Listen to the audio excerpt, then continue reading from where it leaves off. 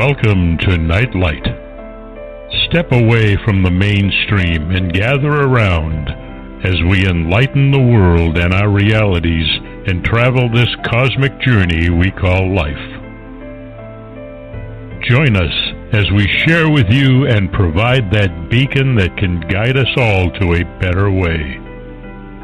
Explore with us as we examine a metaphysical montage of spiritual insights, covering everything from the mundane to the magical, UFOs to unicorns, and everything in between. This is a time of awakening, of sharing and evolving, of spreading our wings and soaring on the cosmic breath of creation.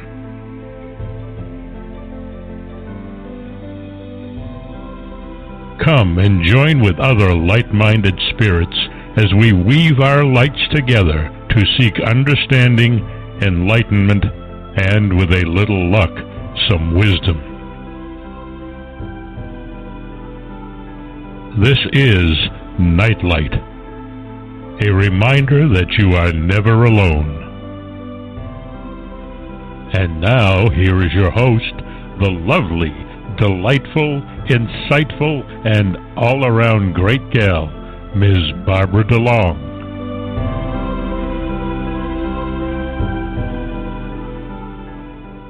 As always, I thank Ken Quiet Hawk for that lovely intro. You can find him at nativestorytellers.com. He and his wife have an amazing website and are native storytellers. So it's important that we remember their talents and their gifts and their stories because they're part of the foundation of our reality. I'm really excited about tonight because we're going to be talking about one of my most favorite subjects, actually two of them. Joining me is Craig Sim Webb. He is a dream analyst, author, and researcher, as well as a widely traveled speaker and musical artist. A McGill University graduate with pioneering lucid dream research at Stanford, he's designed personal development devices sold worldwide.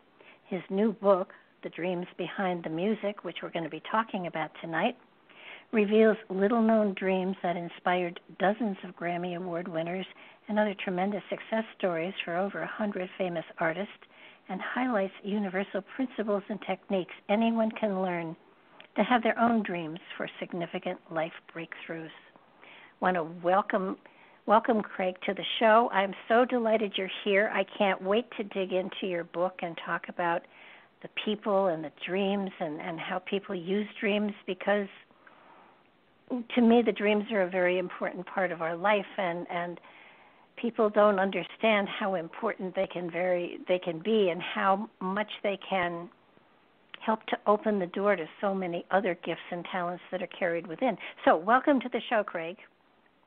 Oh, well, thank you so much for having me on and for the lovely introduction and the music, too. It was beautiful. Yeah, it's and his voice is magical, isn't it?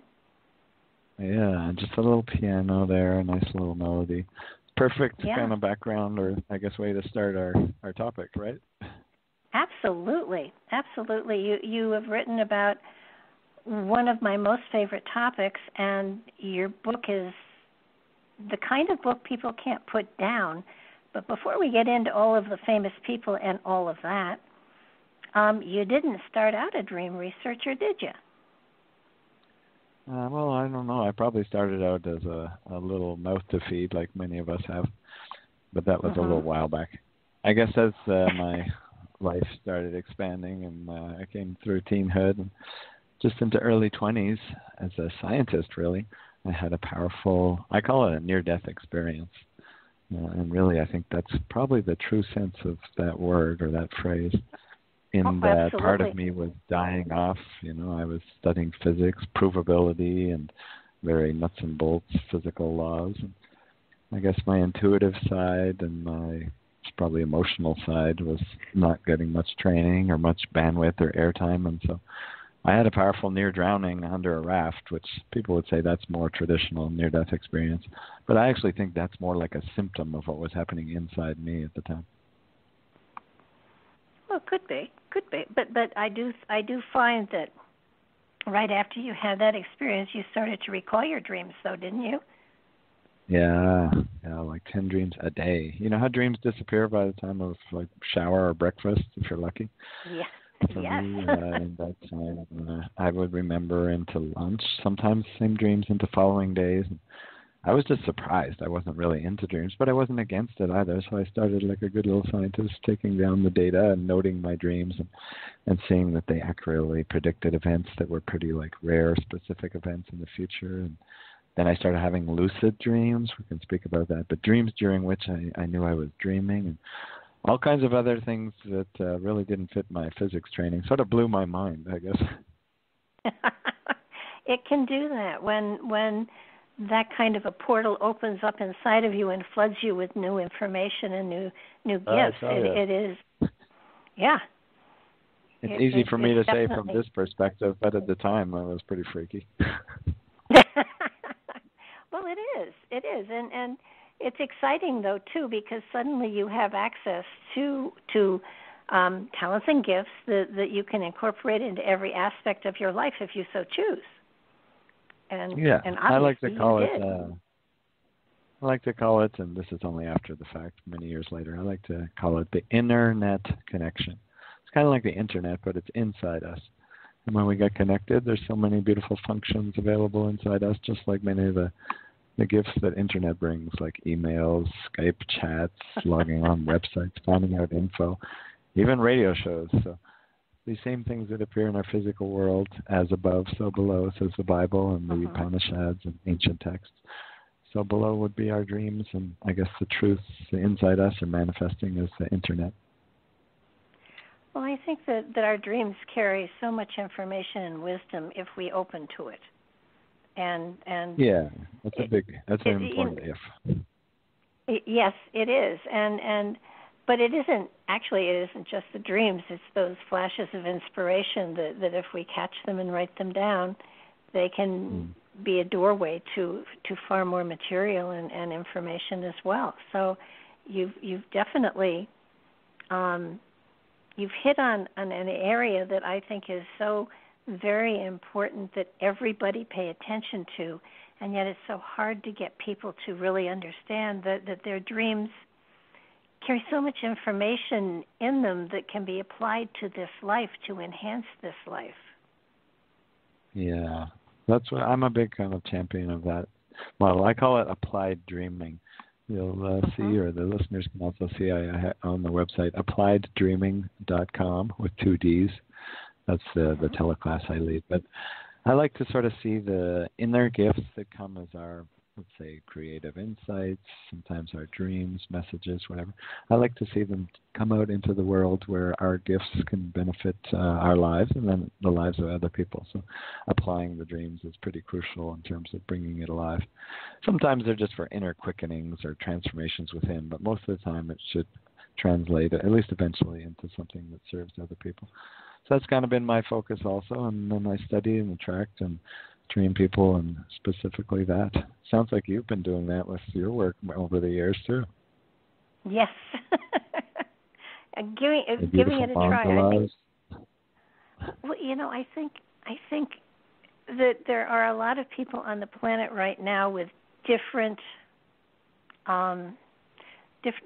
approaches to the same subject, so that in a way it gives the population lots of different choices and lots of different directions and tools that they can use to get the same magic in their life. Because I know since I've been doing this work, there is an element of magic in almost everything I touch, because the work I do, I go back and forth between the realms, and it brings an enhancement and a vibrancy to my everyday life that wasn't there until I started to do this. And I would say that everyone that I know of that either works with their dreams or works with meditation or works with some form of crossing that bridge within themselves, whether it's art, whether it's music, whether it's whatever, their life takes on a new vibrancy that is so exciting. It's a marvel. It's phenomenal. And you've been studying this for so long. I am so impressed by the way your book presents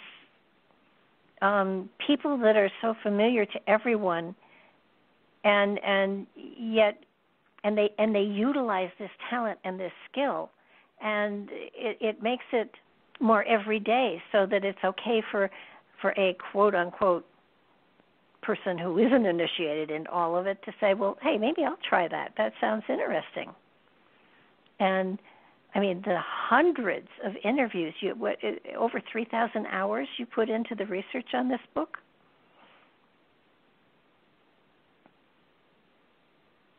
Oh, I lost him. Well, I wonder when I lost him. He's on Skype, so he will come back, I'm sure. I have to tell you that the research that he's done is amazing. He's gone into musicians. He's gone into artists. He's gone into corporate entities that are just phenomenal. And it's an amazing journey to realize that people such as Larry Page had a dream, and that dream became Google. And of course, with a dream like Google, he will never want for anything. But I will bet you money that he now writes his dreams down.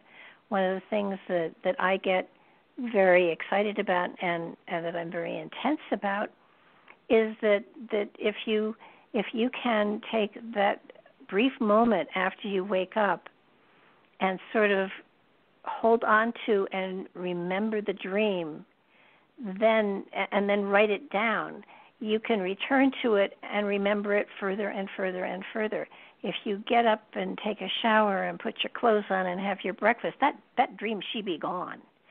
But if you can just take a few moments to lay there and sort of anchor yourself in it, so that you are able to expand upon it at a later date, it becomes a part of your consciousness, and you kind of create a bridge between the consciousness and the higher consciousness, or the consciousness and the dream state, however you want to put it, and you're able to draw that energy in, make that happen, make that become a part of your reality.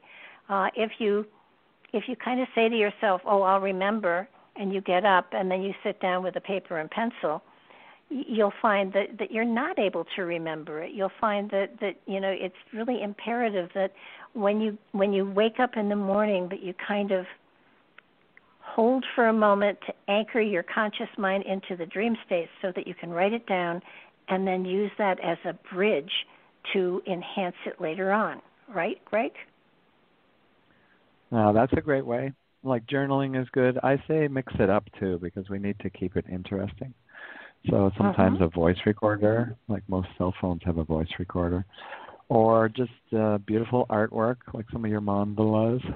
We don't necessarily have to intellectualize and understand on that level every dream. Sometimes just create it artistically, a dance, or sometimes a song, or that kind of thing. So mix it up a little bit, but some way translate it from my inner memories and experiences into outer worlds, yes. Well, you mentioned so many artists and musicians and artists, and it blew me away reading through page after page after page of musicians, especially, who would get either a riff, is that what it's called? Melody. Or a few phrases to build on at a later time. And I did mention, while you were taking your short break, Larry Page and how he dreamed Google. If you're going to have a dream, seed. that's the kind I of like to say, maybe the DNA. It was the original aspect that got Google to be a better search engine, called PageRank. Sort of how the page is placed when you do a search on Google, and he named it after, I guess, himself to some degree, also PageRank, But that came to him in a dream, and then, of course, many men and women, and maybe even children, who knows. But many work hours later, it becomes a huge, I think now, $750 billion company. But the seed and the DNA came directly from dreamland. And I think it actually mirrors our collective consciousness of sort of law of attraction. If we think of something and we can sometimes attract it into our life. Well, right now we have the collective conscious, and you could type it in the search engine, you can start attracting the actual product or event or emotional connection from something on Google. Oh, absolutely. And the sewing machine came from a dream. True. Thomas Edison used to take short little naps. I know that if I'm working on writing something, if I find that I just can't crank it out, and I don't want to crank it out, I want it to flow, I will go to bed with the title of what I want to work on in my head, and I literally will hear the entire article spoken to me before I wake up. And there you go. So a dream download. Yeah, it's amazing. Yeah, why not? It's kind of like I don't really have to work. When I served for 5 years in the pulpit of a spiritualist church, and every time I didn't call them sermons, I called them sharings, because I somehow didn't feel that I was qualified to preach at people, but I could sure share things with them. And I would get a topic in mind, and I would say, I think I want to talk about this, and I would sleep on it 2-3 nights, and usually by the third night, the whole thing just downloaded to me, and it was amazing. It was sort of like, thank you, thank you, thank you. Now, it came through me. Was it of me, or was it me? I never knew. Yeah. Well, the me part, I think what we identify with as self changes as we grow and expand. So it's probably a changing M on your me. Well, whoever, whatever, however it was, it had to come from my frame of reference and my vocabulary.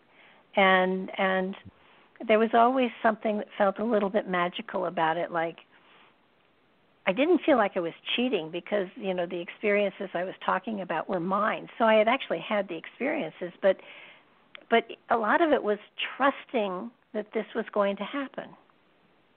And that came over time, too. It wasn't something that happened overnight.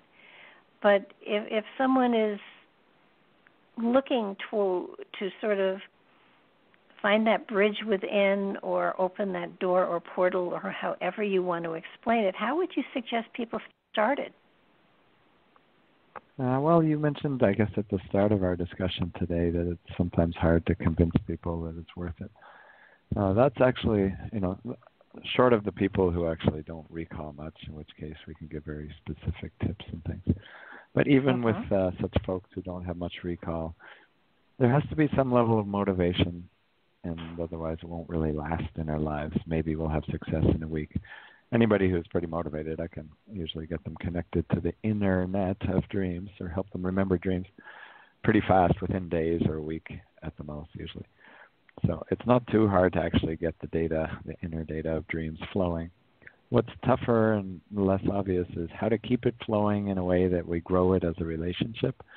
And I like to put it in the framework of, at first we start dating with this part of us, this inner part, to see if we get along well, if there's a fit, and then maybe we go steady, and eventually if we decide that there's a lot of benefits, we have a marriage. It's probably the most important relationship in our life, by the way, with our inner self and our inner wisdom. Absolutely. But it's something that takes a little while to develop, and we have to learn the ins and outs, because it's not always easy for a waking self, our normal physical self, to dance with some of the inside info and the responsibility that comes with it, and some of the challenges of learning the different consciousness principles and learning our life lessons that usually gets, I guess, included in the mix. It sort of sometimes pushes us to grow on the inner levels where we're meant to grow and learn. So it's something that requires a little bit of time, focus. It's not hard. I don't like people to think of it as work, but more of a commitment. And usually I say the most valuable thing to help with recall and help getting that commitment to start is just find a practical payoff in life. And usually that's what I speak about the most. I call it applications or benefits or things like that. But you can say some way that it could be helpful for me. Like a mother might find ways to dream for her children, which is very common, by the way. Or a businessman like Larry Page might dream the idea that brings him a huge, successful business. He's not the only one, by the way. Or James Cameron, who I spoke with, and he shared the dreams that inspired some of his films, including Avatar. 2 dreams inspired Avatar and ended up being the highest grossing movie of all time. And it's because he sort of grew the relationship over time. And at first, he had to find some simple payoffs so that he realized the value of that. And so for me, I ended up becoming a teacher of dreams. I don't think everybody doesn't have to do that. But find a simple practical payoff in your life, maybe improve your learning or schooling or your health or relationships or your spiritual path. And then once you see some of the gifts it can bring, we're usually a little more willing to commit more time, a little bit of focus. Doesn't have to be a few hours every day, but let's say an hour or 2 on the weekend in the morning. And then realizing the biggest payoff, that even if we actually don't do too much interpretation and like acting on dreams, which I think we're really missing out if we don't do that. But even if we just record them, we're actually developing intuition. We're strengthening the neural pathways that help with daily intuition, because night dreams and daily intuition is pretty much the same thing. Yeah. Well, and the coincidences that happen within our lives are another way that once that door is open, that when coincidences happen, if you write them down, over time it's almost like, my explanation is the universe sees you're paying attention because you've written it down, so more will come.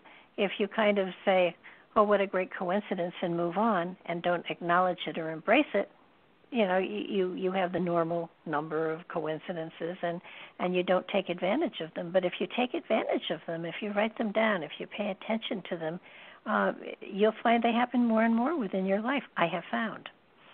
Yeah, absolutely. It's sort of like growing the relationship. If somebody comes and visits us a few times and we don't pay much attention to them, or we don't give them anything to eat, or in the worst case scenario, we're not even nice to them, they probably won't come back too often. They may not hate us or anything, but they just realize that they're not super welcome. So like dreams, if we don't invite them, and synchronicities, if we don't kind of understand them and maybe offer some of the gifts that they can bring to people into our lives, then they probably won't come as much, or at least we won't notice them. And they're there, the moment we realize the value, they're there waiting to come back, though. That's the good news. Oh, yeah. I mean, it's not like they go away. It's that they just are, I don't know, waiting for next life or something. It just, it's, it's kind of like, well, if I don't make it this life, I'll do it next lifetime. But I think what was inspiring was the number of artists of all kinds that really relied upon their dreams and were very open about it. And there was one about Merle Obertson at a concert. Yeah, sure. Yeah, it was the performer that was performing that had the dream. Yeah, well, there's so many different aspects to how dreams can be helpful, like different, I guess, types of ways they can serve us. There's a little more obvious. Many of the artists that I wrote about in the book, the dreams behind the music, actually use it for getting the melodies or the lyrics, or sometimes the soundscape, the different musical effects and things. So that's a little more obvious. That's kind of a creative channel. But it can extend into things that sound like more like psychic or like career and life guidance. I think you're probably referring to Bono from the band U2, which I think many of the listeners have heard of. Excuse me. And he's a pretty psychic dreamer in that he actually tuned into people, in this case Roy Orbison, who he'd never met. And then the dream and him acting on it created an interesting collaboration. The actual story might interest listeners in that he woke up sort of half awake, I guess, listening to the soundtrack of Blue Velvet. That's the movie by David Lynch. I don't know if you've seen that. But on the soundtrack of Blue Velvet, David Lynch, there's one of the songs there by Roy Orbison, In Dreams, which many of the listeners might have heard before, which itself actually was inspired, Roy Orbison was inspired by a dream about Elvis to write that song, so that's interesting right there. But that song was on the thing, but U2 lead singer there, Bono, woke up with this new melody and sound. Mystery girl, she's a mystery to me. And that sort of interesting sounding Kodo organ and things. And so he was kind of like, oh, sounds like Roy Orbison, but I don't really remember that song. So he looked on the soundtrack, and he didn't find it there. He did see the In Dreams song by Roy Orbison. He said, well, maybe I just wrote it, with his Irish accent.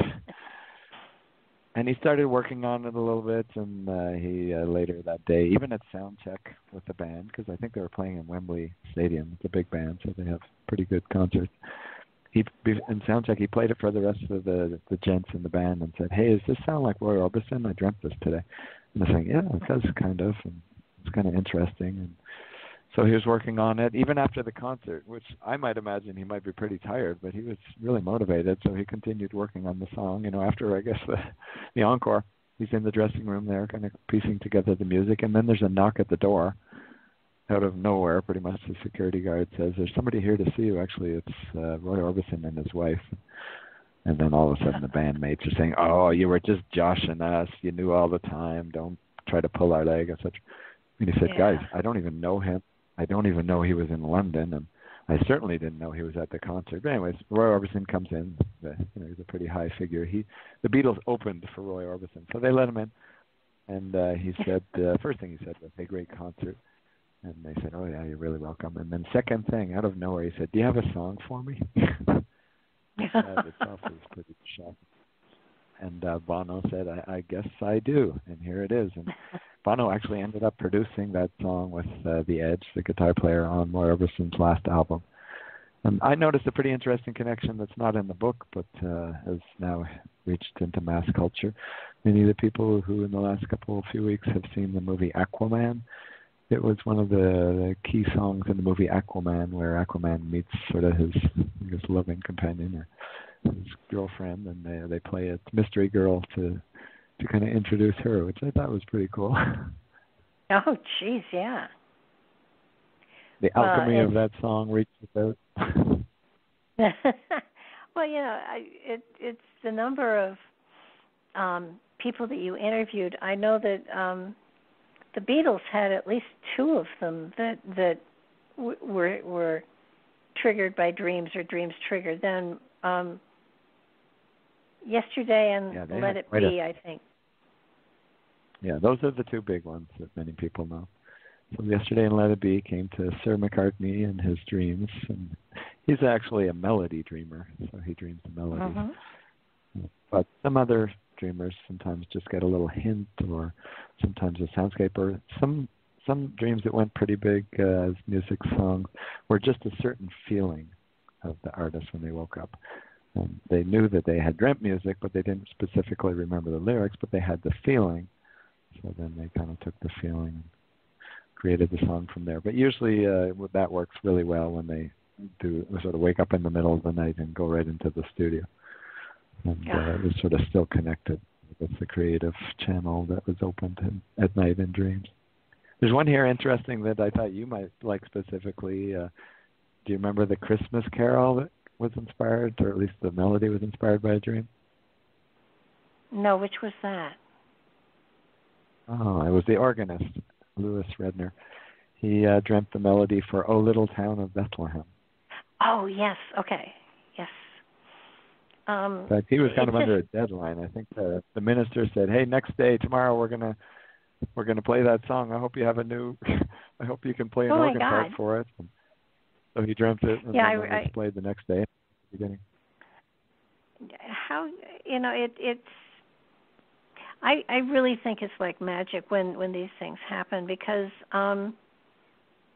it's almost like it's first of all, it's important for the artist because there's something in whatever it is they're bringing through that relates to them. And then secondly, because it's come that way, there's a piece of magic connected to it. There have been a number of people. There was one that I think someone dreamed of a piece of music and said you have to write this and play this because it's going to win an award, and it did. Oh yes, Charlie Wilson. It's kind of a blues, and it was his wife, I think, who dreamt it. And it was very specific. That's when people say, "Oh yeah, but maybe they're a good artist anyways." Well, some of the artists, actually, many of the artists came famous because they acted on and recorded and composed their dream songs. So, Dave Grohl, who's pretty big, Foo Fighters and Nirvana and such, his whole career was launched by a dream. So they're not necessarily big before the dreams. But in this case, he was somewhat known. But his wife actually specifically dreamt that he would be nominated for a Grammy. Not necessarily win, not nothing, but nomination, which is still pretty prestigious. And if they sort of take this lyrics and this melody and act on it and create a piece, then he can get a nomination, which is exactly what happened. So it's pretty specific stuff, right? Well, it's, dreams are amazing. And, there are lots of different kinds. Some of the premonition dreams are amazing. There was one wife who dreamt that her husband shouldn't go to sea that day and convinced him not to. Oh, and yes. That goes way back, though, doesn't that? Yeah, about 100 years ago. That's an extremely little-known story. It's told originally by Clary Croft, who's a radio host in Canada who I met, a wonderful gent. He's sort of a musicologist and collects music and writes his own songs. And he collects stories of culture and how songs and folk songs created.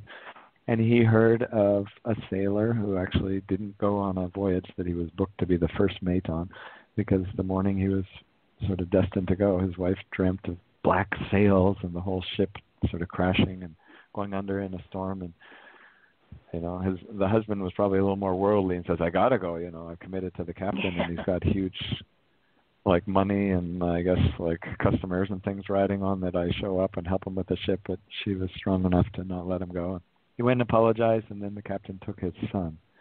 Unfortunately, the really sad ending to that story is that it ended up being true, and the ship did crash, and both captain and son lost their lives. Yeah. Terrible storm. Well, John Lennon dreamt of his death, a year before he actually passed? Twice. In fact, if you look at it with good dream interpretation skills, perhaps 3 times. And he was pretty nervous about it, too, because he dreamt some specifics, chubby stranger wearing spectacles. Second dream had something outside the Dakota, which is the hotel he lived at where he got assassinated. So it's pretty specific stuff, and he was pretty nervous and was upset that he didn't remember more details. Obviously he has a really busy and full life, so a year later he probably wasn't thinking too much about the dream. But it did play out true, and it's a very sad ending to that one, too. Sometimes we sort of catch the warnings, I guess like the sailor did, and then sometimes we don't. It's serious stuff. Usually there's some early warnings that aren't so serious, like Diana Ross. She had a bunch of warning dreams that later, because she didn't really act on them, the nightmares of a cat kind of scratching into her and digging its claws into her. She didn't follow that guidance and sort of slow down her tour, which she was pretty clear that she needed to do. And then she collapsed on stage, and it was during the time of the Supremes, and the whole Supreme tour had to be postponed and canceled. So she was okay later. She went to a hospital, but it's still sort of a warning and serious. You better listen to this important channel of information. It's trying to help you, and sometimes it's good health information or maybe even life and death. So you better tune in. Well, a lot of times too, though, you have a dream and you don't take the time to really analyze it, because sometimes the dream is not. With John Lennon, it wasn't really specific, and yet it did foretell of what was coming. And sometimes you're right. Sometimes it is a dream that will basically say slow down or take it easy or go another direction. But it's often not literal. Sometimes it is literal, but it's hard to tell what's literal and what's symbolic, and if it's symbolic, how to interpret it. So it does take a little bit of work to kind of iron out what these dreams are trying, what your higher consciousness or whoever's on the other side is trying to relate to you. Yeah. And I don't think those levels that you mentioned, sort of, let's say, interpretational, mental level, understanding, maybe emotional level, and then literal, physical level where it plays out in our life, I don't think they're necessarily separate. We can have both, and sometimes we just have more one or the other. But you can certainly have both. I say to people, if you dream of, example, this is a little more common. If you dream of brakes failing on your car, yes, it's a good idea to go symbolic and interpretive in the mental sort of analysis mode. Am I going too fast in my life? I have an important decision coming where I'm not able to slow down or make a turn and safely or something. I know an important decision. But then also, on the more literal level, it might be a good idea to check the physical brakes on your actual car, Yes. just in case it's like more of a warning. And even the physical event, let's say the brakes aren't in top shape, that could be a symbolic thing that you haven't really slowed down in life and you haven't taken the time to sort of be safe when you're driving and you're keeping maintenance up in your life and protective maintenance. So they're not necessarily so separate.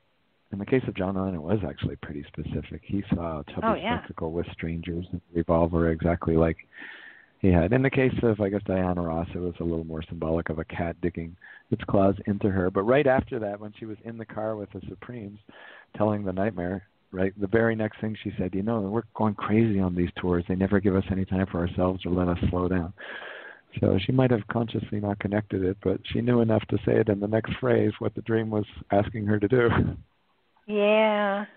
Well, it's I think that this gift, and it is a gift, has a great deal to do with creativity. And if people, those who are creative, are more open to this kind of a seeding of their consciousness, but this is not something that you don't have to be a creative wizard or whatever. I mean, I'm certainly not. But I do creative things, and so that channel is open, and so things can flow a little more easily for me from time to time. And I do feel that a lot of people don't realize that they're being very creative within their lives, even though it isn't a traditional form of creativity. I mean, auto mechanics that are able to do things automatically, that's a gift, that's a talent, that's a skill. And or creative ways that they work with customers, or creative ways that they change the actual business up that earns them more money and serves more people. Sometimes they make a new invention for the car or a certain type of car that's very creative, an inventor that solves a lot of problems and actually saves a lot of money for a lot of their customers or millions of people around the world in some cases.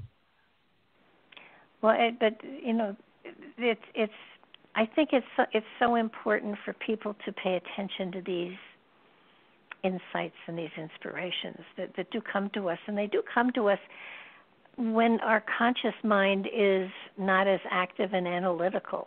That time between sleep and wake where there is a consciousness and yet it isn't analytical so much, and there are times there that we get messages that are for us to help us enhance our lives. And if you pay attention to them, if you write them down, if you record them, if you kind of catch them before they dissipate, they can enhance your life. They can change your life literally. Look at the guy who did Google, for heaven's sakes. He's a gazillionaire now. That's not bad. $750 billion dream there. I'll have one of those. I could live with that. Yeah, don't want to pay the tax on it, but, aside from that, one of the things that I found fascinating, you do talk about inspiration, and you do talk about getting suggestions and insights from dreams. I don't remember the lady's name, but she was, let's call her avant-garde. And she dreamed of a concert in which the four people playing the instruments were each in a different helicopter. Oh, yes. And she made it happen. Can you talk about that? Because that was one of the wackiest dreams ever, and she made it happen, and it was amazing. Yeah, and many people don't know that. It's actually probably the most expensive performance piece in the history of music. It requires 4 helicopters in flight. It was actually Karl-Heinz Stockhausen, if you forgive my German pronunciation, so a man. But he probably had a wife who supported him, so maybe she helped with the dreams too and let him sleep.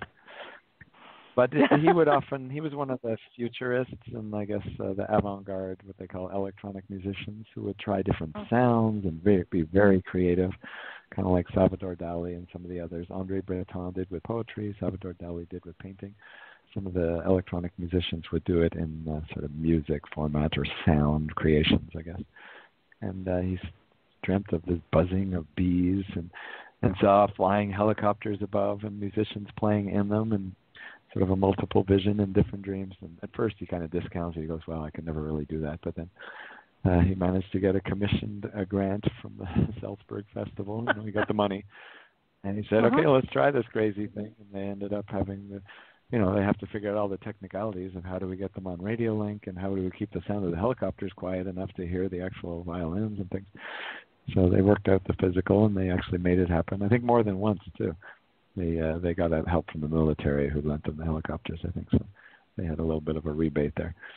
But the idea of really, really committing to it and acting on it and bringing it alive. So he sort of married that inspiration and probably took a huge budget in a number of months and brought it alive. So 4 helicopters in flight and a certain special sound of the musicians all playing in a totally different space. I guess freedom in space. Yeah, all piped into the same auditorium so that people heard the instruments playing together. In harmony. In harmony. While they were in separate helicopters flying around the sky. I mean, I would have paid to hear that. There's probably some interesting symbolism. I think there's a video on YouTube about that. If people have the Kindle version of the book, there's a link in there. But you can probably just search Karl-Heinz Stockhausen. That's kind of a fancy spelling there, but just maybe search 4 helicopters in flight, and then it should come up. People can sort of check it out. It won't be as good as the actual performance where they're flying around, but you can get a little flavor of it. There's the other one really people who commit to very big visions and bringing them true. I think I really like Richard Wagner. Do you remember him? Yeah. Yeah, he committed over, I think, 30 years to the Ring of Nibelung, if I pronounce it correctly. And that he first dreamt the sound of the start, but it ended up being a 30-year project. Now, that's a pretty serious commitment. Yeah. Like a lot of music. He was so committed and really into it. He actually taught some of the principles that I teach about how to tune into dreams and act on them in his opera, Meistersingers, or Master Singers, we say in English. He sort of had one of the main characters say, yes, you must dream on it and then create your dream if you want. Play your dream and sing your dream if you want to become a master singer and get the beautiful woman as your partner and such. And so he's kind of teaching people back then of exactly what we're saying now of, hey, act on your dream and it can bring beauty and maybe some like financial remuneration for you too. In this case, he would get a beautiful girl. So he was pretty big and had a lot of different dreams for his operas, but that was one of them. Well, and you can go way back into, is it Greece where they had the temples for dreaming? Yeah, sure. The Asclepian temples. So it doesn't have to be modern culture or even, let's say, Renaissance times. If we go back, dreaming is such a universal human way of, let's say, tuning in, or even I would say it's just a core part of our identity in normal physical Western, let's say, year 2000, 20th century, 21st century life. We may not think of it as too normal or too much a part of who we are, but it's still there. It just doesn't get as much attention. Although I think there's a big resurgence now, starting to go more towards that with some of the movies and the popular topics, and hopefully some of the work I've been bringing out there to the world of inspiring people to work with their dreams in different ways, and you, Barbara, and many others. It's, I think, coming more and more now. But in ancient cultures, probably certainly the Greeks, but well before that too, many native shamans around the world say, of course, if you dreamt of fighting with your brother, then you have to go and apologize and work it out in waking life. Or if you dreamt a certain plant, you better go and find that plant and bring it for your healing, to heal your sister. Or if you're lucky and you were a shaman and you got your dream song, if you're a Celtic shaman, and you kind of went on your song quest and got your true sound and your true music and your melody for you, or some of the Hopi Indians in North America, you better play it and sing it, and it'll protect you during battle, and it'll help you in your relationships, and it might improve your health. It has some kind of alchemical property that can really help you a lot. So go connect with your inner magic, and you better use it daily, or else you're going to be in trouble, kind of thing. So the native cultures are a little more open to this. Isn't it? It's either Australia or it's South Africa. And I realize they're very separate apart, but there are dream pathways where people sing the pathway to where they're going, and there is a melody, a tune that comes either from the earth or from themselves that takes them and leads them to where they're going. Yeah, well, the Aboriginals, they definitely connect with the dream time, which I'm not sure in the West if we exactly know what they mean when they say the dream time. It's quite an experience and probably an identity that's a little different. We can sort of talk about it, but it's probably a powerful experience that they know. And so in waking life, they're not so much focused on the physical, and in dreamland, they take it to be, quote unquote, very real also. So there's much more blending, bridging, and probably that benefits both sides, our inner life and our outer lives. Well, that's what dream quests are. With the Native Americans, when you go on a dream quest. Vision quest. Yeah, vision quest. You are definitely going internally to find a purpose and a source and a direction for life. I mean, it's to get a message from your spirit to bring forward into reality to help direct your life. The element really of dreaming has, yeah, absolutely, and so that aspect that we all have. I mean, I think you mentioned dream DNA. We all have dream DNA, and it's an aspect that we can absolutely touch into and connect to and utilize to enhance our physical reality. It's one of the tools we came in with. And, if you have a tool in your tool belt and you don't use it, it's a sad thing because you're missing out on something, and everybody has it. It's not meant for only special people. It's meant for everybody. Sure. We're all creative in some ways, but we all have this tuning into our inner truth, our little voice. I mean, in our culture, we've sort of forgotten, let's say modernized culture, we've forgotten officially doing a dream quest, or like the Celts do. I like the Celts, they go on a song quest. I made up the word. But they look for their true melody. So it doesn't have to be a vision necessarily. But something that's going to give us a pretty profound and new, fresh insight about how we can serve the community, the greater tribe, for many years, perhaps our whole life, our calling really, or sometimes like our few-year project or something. And there's some great examples. I mean, Dave Grohl, who many people just think of as a pretty hard rocker, crazy Nirvana and Foo Fighters, and I think he did the movie Sound City too. He actually dreamt his whole path just because he was upset at a girl who dumped him in high school. And he saw that he was in a dream. He was on stage playing, wildly, and she was crying in the front row. And he said, "Good, she dumped me, so she should." The feeling of sort of playing on stage, and then he started playing, I think originally drums more and more, and then eventually realized, wow, this is the stuff that's true to me. It's my whole calling. And he sort of, instead of marrying the girl, he married the path and gave a lot of creative gifts to many people. Still does. And my whole path, I don't know if I didn't really mention it, but I had two pretty clear vision dreams that I followed to do a lot of the work that I do. And in the first dream, I saw myself touring around the world, speaking and presenting, and the great opportunity of interviews just like this, Barbara, to serve people and I guess share some of the wisdom life has blessed me with.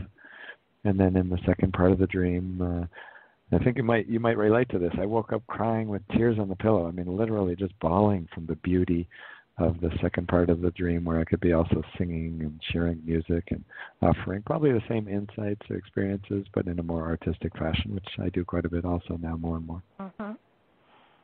Yeah, you just mentioned my experience, which it's not book worthy, but it's certainly we were corresponding on email, and you said, remember your dreams. It might be a friendly little suggestion to you. Remember your dreams the night before the show. Feed me with that suggestion. I mean, and I had just, I had finished the book. A lot of it was very, very vivid in my mind, and I one of the parts that touched me the most was that Handel, when he was working on Handel's the Messiah, he spent how long in his rooms? a week, 2 weeks? I think what about was it? 3 weeks, pretty much cut off for about 3 weeks, just creatively, totally pouring out this huge Messiah, really. The whole work of art there got many movements and things. But the Hallelujah chorus, he pretty much says came in, well, let's say a significantly altered state. If you use the word dream, that's fine, because he wasn't really physical. But when the person came to serve him his food, he kind of was just in tears streaming down his eyes, and he goes, I have just seen the whole host of the heavenly beauty, and they gave me this melody and the song for the chorus that I was looking for, the Hallelujah kind of part.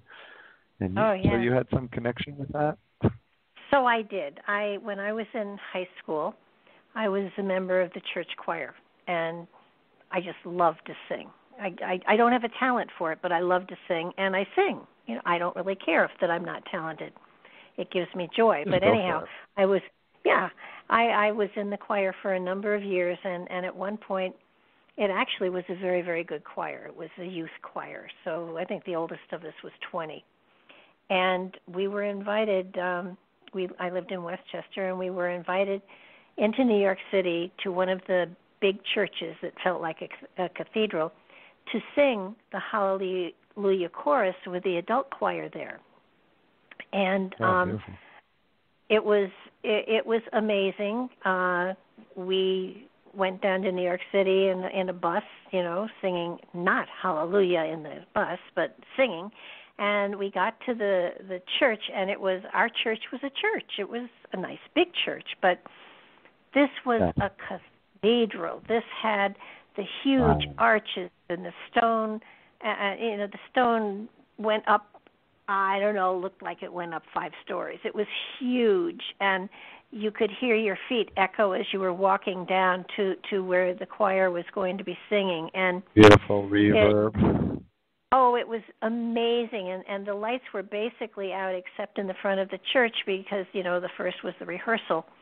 And we got all the way down to the sanctuary, and we got lined up, and the organ started in, and everybody got chills. And there had to be 20 of us, and there were probably 50 of them. So you had an adult, mature voices, and then you had a youth choir with their fresh, clear voices. And the music started, and everybody got kind of chills, and we kind of looked at each other like, whoa, this is going to be cool. We started singing, and the sound of our voices echoing in that sanctuary, in that church that was basically dark except for the very few lights that were on, they were like candle lights.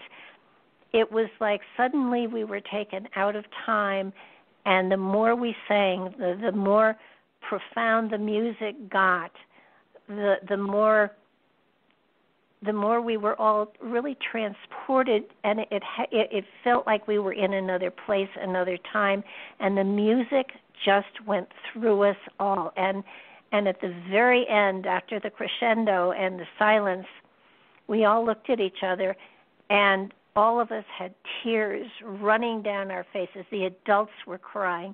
The organist was crying. The director was crying. And I woke up crying.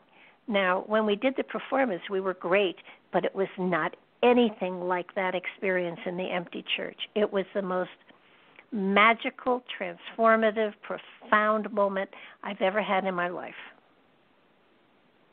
And it's all your fault. That's your memory or your dream this morning? Or both?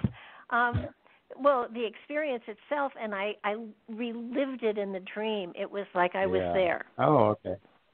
So you had the whole feeling and that whole beauty, tears, just overwhelmed, really. And it was just, and I have since played the Messiah again, and I tear up a little bit, but it was nothing like it was in that church. It was a moment out of time, and well, that's a good way to frame it. You probably sort of tuned into, I guess, Handel's original state and inspiration, and he said directly, seeing the heavenly hosts. let's say, pretty directly connected with divine and divine vibrations. And so if you say you transported across time or you were free from time, you might have tuned into his exact states through the music. Might have done that, but all I know is, even the guys, said I had chills. I had going up and down my spine. It was just, and the adults were saying the same thing. It was, they all looked at each other like, what just happened? And it was, and the performance itself was, it was appreciated and it was beautiful, but, with the full church, the echo, the resonance isn't the same. And there were a couple hundred people there. I think 500 or 600 people there. So, it was, the crowd muffled the sound to a certain degree. When you had the empty church where it was just all vibrating the walls, it was amazing. It was very cool. And also, like in the church, the actual church service, it might have been lighter. During the practice, it was darker and maybe more nighttime, so you're kind of tuning in already just from those factors. And I wouldn't even say it was necessarily a fully physical event. It may have been something that sort of happened inside each of you and then sort of seemed like this physical singing rehearsal that you did, but it actually happened inside all of you. Well, it was, I would say it was the group energy. If you've ever been to see a fundamentalist New Age healer, who whips the crowd into a frenzy before they do their healings and stuff, it was the same type of thing. The group energy was there and it blended, and it was just magical. It was, it wasn't recorded or anything like that, but it was an experience. I don't think. Well, obviously, I've not forgotten. It happened over 55 years ago. I would say it's recorded inside you. You dreamt it. You dreamt that feeling again this morning. So the recording is alive and well. Yes, it is. It was phenomenal, and everybody has the potential for doing what you do, what I do, what all of these artists do, and I think one of the things that you did go into is that there are different kinds of dreams. You want to talk a little bit about the different kinds of dreams that we have? Well, there are so many aspects to the general word that people use, dream. I mean, we don't certainly always all use it the same way. Sometimes we use dream to mean the dreams to mean these hopes that we have for our life and our career and our goals and things. I don't think they're necessarily disconnected from our nighttime dreams that we wake up with in the morning, because often our goals and our wishes and our plans and our calling is, like you said before, comes from our dreams, although we don't always connect the two. But so the words can be connected, but we sort of use them in some ways different. And then when you get to actual, let's say, closer to nighttime dreams, there's sort of the half-awake dream state that you spoke about. Sometimes there's daydreams. Sometimes there's like a deja vu kind of dream where we're pretty fully awake, but it's much more dreamlike than real or physical moment. And then, of course, there's a lot of psychic synchronicity kind of dreamings. And we can give a few examples. And then the one that I find really valuable for many of the listeners also is what we often phrase as either recurring dreams, usually unpleasant, or bad dreams. If you're a little child, they call them bad dreams, or nightmares. That's what we often call them as waking adults. And those end up being so important. They're the recurring life lessons or recurring attempts at our different inner self to help us learn life lessons that are really crucial for us to graduate from life school, to really do what we're here to do. And if we master our inner life lessons, usually right behind some of the nightmares that are recurring is all the incredible creative energy. That's what I've seen in the teleclasses that I offer. First week or two is sort of upsetting nightmares, sometimes like bathroom dreams where we're sort of clearing out the old. And then it comes to the incredible creative visions, the music, the new relationships, springtime, blossoms. And so it's usually not far behind, but unless we address it, unless we debug the code, the inner, let's say, emotional software, the neural pathways that aren't serving us, it just stays the same and keeps printing out unpleasant situations in our life too, not just the nightmares. So it's really important to recognize what they are, and I have an article there if people want to check it out on the website at craigwebb.ca. It says, nightmares, lucky you. People say, I don't want to have nightmares. And I say, well, I don't really want you to have nightmares in the long run, But would you like to have an oil light on your car, or would you like to have a smoke alarm in your house or something like that? And they say yes. Why? Well, because it provides a warning that something troubling is going to happen soon. And if you catch it early, you can usually avoid the worst of the trouble. So that's really the value of nightmares in our lives. Catch it early on the subtle level, mental, emotional level, and then you don't have to print it out into like a ruined relationship or a health problem or maybe a lost job or something worse, like I guess John Lennon, like actual death. Mhm. Well, I found I had a. Now this is probably one of the lesser recurring dreams. That it didn't have great import in my life, but it sort of did. I dreamt that I was at my funeral, and I wasn't upset that I was dead. And I was at the back of the funeral home. I was at the back of the crowd, and I watched it, and it was an open coffin, which I would never allow. So, it had to be something that it was telling me something about. And as people walked by and looked at me, many of my friends said, "Oh my God, her hair looks so good. Why did she ever wear it that way?"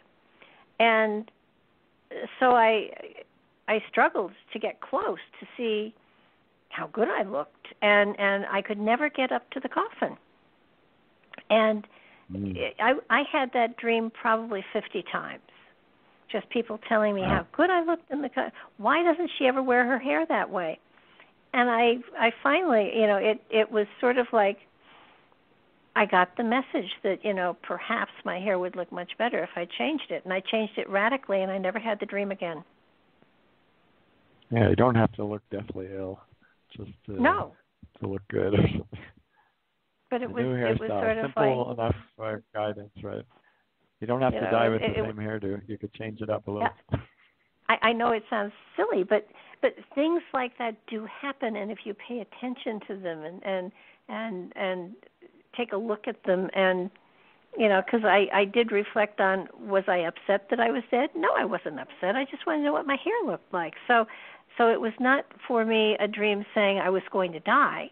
It was more a dream about, you'd look better this way, Barbara. And so my higher consciousness. Or since you never actually saw the hair, it can just say, hey, get a little more creative with your hair. It may well have been that, but what you want to do. Well, you don't have to do it like dream, the dream says. No, that's true, and that's another thing. If you get a message in a dream, it isn't. You don't have to follow the directions. You have free will. There is this, And I tell people, if you start becoming a little bit more conscious and lucid, you can actually have free will during the dream. You can guide and change and fit around and try different behaviors in the dream while it's happening. Many people don't recognize or know exactly what lucidity means, but it means being able to have, to differing degrees, it's not always on or off, but let's say more choice to guide the dream, or at least to perceive the dream more clearly. We don't have to react to events. And then sometimes we can actually have more effect upon actual dream characters or different elements of the dream and stuff. So maybe you could have changed your dream hair in your coffin. Well, it really, there have been times that I've had a dream and I've rolled over and said, oh no, I'm going back in and changing that. I don't like the way that ended. And that's exactly what I do. Now that's a lucid dream, right? Or not? Sort of depends a little bit. For the official definition, you have to be conscious during the dream. My definition is, that's definitely on the scale of lucidity. But the official definition is you were in the dream and you could have more or less said, oh, my physical body is, safe in bed and here I am in my dream. That's more official, real-time consciousness. But if you set an intention to go back into the same dream, which I'm sure many listeners can relate to when they're with their favorite movie star or a beach in Hawaii or something, and you want to go back to that dream, and then you dream of it, and then maybe you dream a new ending, but you're not fully conscious in the dream. That's still on the scale of starting to become more lucid. At least you chose the dream content and you shifted it probably while awake, falling asleep. But you can actually also do it in real time during the dream. That's the official definition. Well, now, how do you know if you're in a lucid dream or not? How how you determine in a dream that you're in a lucid dream? How do you know that? Yeah, well, it doesn't become lucid until you determine it. So here's the interesting kind of thing. Never 100% sure. We can never say with 100% clarity if we're awake. And sometimes people get pretty upset when I say that, but it's sort of true. And I say to all the listeners, right now, it's a little bit of a shocker, but just have a look at your hands. This is one version of what we might call a reality check. You know, for 5 or 10 seconds, just look at your hands and see that you have all your fingers and stuff. And if they seem to stay there pretty stable, and you have the same number of fingers and the same number of hands you had yesterday, which I know sometimes is occasionally different for paraplegics or people with different problems, then if they're still the same and they stay stable, you can be pretty certain that you're awake. And many of the listeners now might be kind of laughing. Of course, they're still certain. But you could be extremely surprised, as I have, like at least 500, 600, 700 times, where my hands start morphing, or an extra finger grows, or Pac-Man runs up my arm, or I don't have hands, and I just did yesterday, to realize, oh my gosh, I thought I was totally awake, but actually I'm in dream time. It seems so, quote unquote, real. And from that point, once you kind of do a reality check and your check bounces, it's a nice case of your check bouncing. Then you can start to guide the dream and do different things. You can fly. Usually people enjoy flying, or float and go through walls. There's things you can ask questions, sometimes meet deceased loved ones. It's actually one of the central skills that I teach in the Lucid Living teleclass that I offer for people. It's something you want to master. It usually takes a little bit more focus and timing. Over about 10 weeks is a pretty good timing to start having lucid dreams and start seeing what you can do with them. That we teach, and as a team we learn and we inspire each other. So it's something that's best learned by not just techniques, but also sort of team energy, maybe a guide who can sort of point out where you might be stuck, and then the excitement that comes with committing to your own self and your path and your growth for a little bit longer than maybe a night or two. Now, you've had you spoke with a number of artists that actually in their dreams met with other artists that helped them to develop a piece of music, which I thought was fascinating. Yeah, and it at first seems pretty far-fetched. Oh my gosh, you can psychically connect, or you can use some kind of inner Skype to reach out to other artists, whatever you want to use as a framework. But if you think in physical life, it's not really that much different than we say, hey, I think I want to do a collaboration with, let's say, these business colleagues, or in this case, these other musicians, or I want to collaborate with other new moms since I'm a new mother, or whatever our life calling is. So it doesn't seem too far-fetched that we can use our inner net or our inner dreaming skills to do the same thing. And there's some pretty fun examples. Jimi Hendrix, actually, after he graduated from Earth, he was a pretty big dream-inspired musician. Purple Haze and some of his others came from dreams.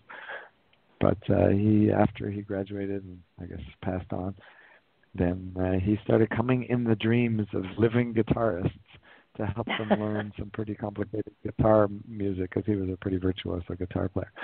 So example is like Duane Allman from the Allman Brothers, who many of the listeners have heard. He came and taught him like special riffs and the new melody on the, I think it was on the sort of fretboard in the hotel room on the sink faucet or something kind of interesting, how to get the flow happening of the creative juices maybe. And then he came to another one he visited was Jimi Hendrix. Just trying to remember who. Oh, yes, Stevie Ray Vaughan, who some of the listeners know. He passed on a little while ago now, but another virtuoso guitarist, so a fit for Hendrix. And Stevie Ray Vaughan said, yes, he came and taught me secret chord changes of very complicated things I couldn't really do. And the interesting in that case, it was actually Stevie Ray Vaughan's physical wife during the same interview who said, well, that's interesting because I did see him in bed actually stretching out his arm physically with his sleeping body, and he was kind of like poking into me a little bit, as the same way he did when he scrunched up his face, the same way as when he's doing very difficult sort of guitar riffs and solos. So maybe he was actually learning the skill from Jimi Hendrix in his dream. Well, I wouldn't doubt it. It just it's when you stop and think about it, we're all spirit, and once you're in that dream state, you are in spirit to a great degree. So being able to connect to someone who has passed over to their spiritual energy doesn't seem, strange or impossible at all. Yeah, well, to us, we're a little bit of the converted. Maybe some of the listeners are.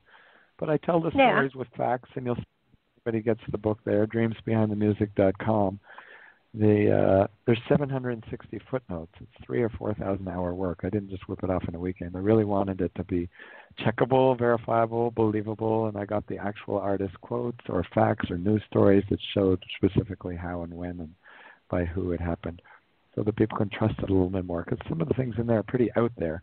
We talked about Bono before, who dreamt with Roy Orbison, but he also dreamt a collaboration with Dylan, dreamt a song, and they ended up performing Bob Dylan a song together later, and each performed it separately now a little bit too. So there's a bit out there things that how could you tune into someone you've never met, and like with Roy Orbison that he was going to show up next day at the concert. And how could John Lennon know his death? And another big one, Lynyrd Skynyrd. How could the backup singer know that there was going to be a plane crash and 25 people would be injured, and like 5 of them would die? So in this case, they actually did follow a very cold dream. So, but with that, it's with out that there. one, but then when you see the news stories and you see it happen, and you see that it's recorded that the person actually told it, and the band met, the two guys actually booked flights on other planes before they eventually finally. I think the eventual ending of the meeting was, okay, we'll take this flight as our last one because we have the concert tonight and we have to get to it. But after that, we won't take this plane anymore. So they met about the dream that the backup singer told them, be careful because the plane's going to crash. And she said, I'm not going. And then, unfortunately, they did take it. And it was the last flight, and the dream came true. So it's verifiable things because it's pretty out there and stuff. especially with that one, it just and first of all, I will preface.